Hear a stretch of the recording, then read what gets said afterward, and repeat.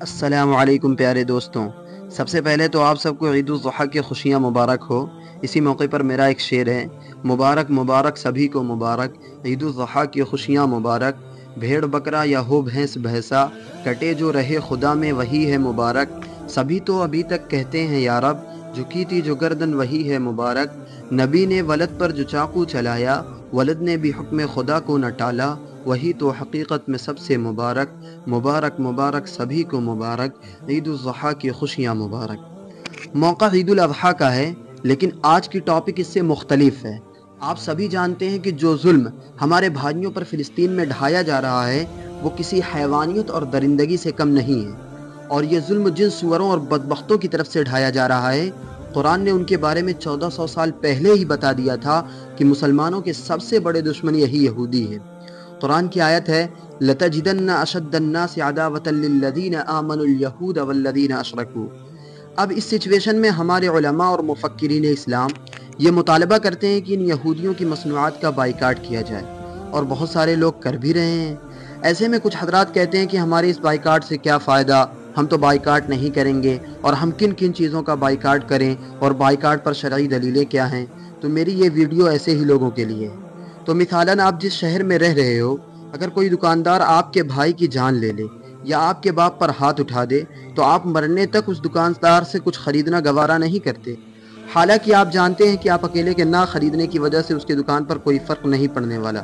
تو جب یہودیوں نے آپ کے بھائیوں کا قتل عام کیا، بچوں تک کو بھی شہید کیا، اور ایسے میں آپ ان کے سامان کو کیسے خرید سکتے ہیں؟ یا تو آپ کو ان بھائیوں سے محبت ہی نہیں، ان بچوں کا خیال ہی نہیں، یا تو ایمان کی تکمیل میں کمی ہے۔ اور ایسا بھی نہیں ہے کہ بالکل کوئی فائدہ نہ ہو۔ کہا جاتا ہے قطرہ قطرہ دریا شود، یعنی ایک ایک قطرہ مل کر دریا بنتا ہے۔ تو ایسے ہی اگر 1.9 بلین مسلمانوں میں سے ہر فرد بائیکاٹ کی ٹھان لے تو ضرور یہودیوں کے معاش پر فرق پڑے گا۔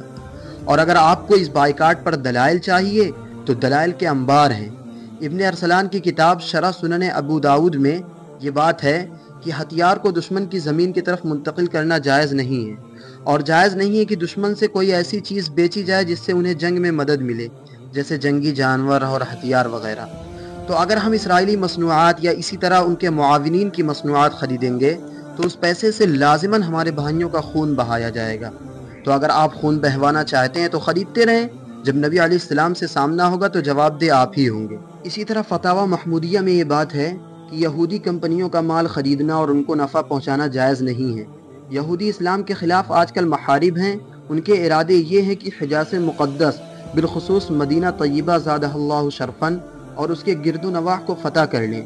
ان کے زعم میں یہ دراصل یہودی علاقے ہیں۔ اور اسی طرح جواہر الفقہ میں ہے کہ بلا ضرورت مسلمانوں کو چھوڑ کر کفار و مشرکین کے ساتھ معاملات نہ کیے جائیں۔ کفار و مشرکین کے ساتھ اس طرح معاملات نہ کیے جائیں جس سے مسلمانوں کی ذلت ظاہر ہو۔ تو ان تمام چیزوں کو اگر آپ سامنے رکھیں گے تو یہی نتیجہ نکلے گا کہ اگرچہ فی نفسہ یہ جائز ہے، لیکن چونکہ ان کی طرف سے ہمارے بھائیوں پر ظلم ڈھایا جا رہا ہے، اس لیے ہمارے اوپر لازم ہے کہ ہم جہاں تک ممکن ہو سکے ان کے معاش کو کمزور کریں، جہاں تک ممکن ہو سکے۔